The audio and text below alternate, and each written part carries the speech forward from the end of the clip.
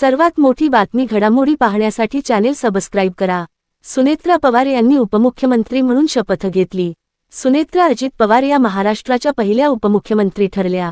उपमुख्यमंत्रीपदाचा कार्यभार स्वीकारल्यानंतर सुनेत्रा पवार यांनी सक्रिय होत अनेक बैठका घेतल्या। तसेच अजित पवार यांच्याकडे असलेल्या पालकमंत्रीपदाचीही जबाबदारी स्वीकारली। यानंतर आता अजित पवार यांचे सुपुत्र पार्थ पवार यांची राज्यसभेवर वर्णी लागण्याची शक्यता वर्तवली जात आहे। यातच बारामती पोटनिवडणूक सुनेत्रा पवार लढवणार असल्याचे जवळपास निश्चित मानले जात आहेत। यासंदर्भात राष्ट्रवादी काँग्रेस शरद पवार गटाच्या खासदार सुप्रिया सुळे यांनी प्रतिक्रिया देताना सूचक विधान केले।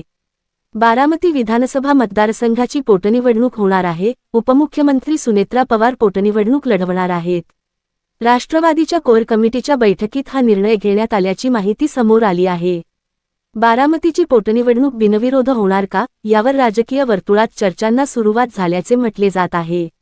बारामती विधानसभा पोटनिवडणूक लवकरच जाहीर होणार असून त्याकरता निवडणूक आयोगाकडून तयारी सुरू आहे।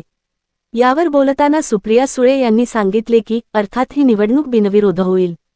दादा गेल्यानंतर ही पोटनिवडणूक आहे। आपण इतके सुसंस्कृत आहोत, त्यामुळे नक्कीच ही निवडणूक बिनविरोध होईल।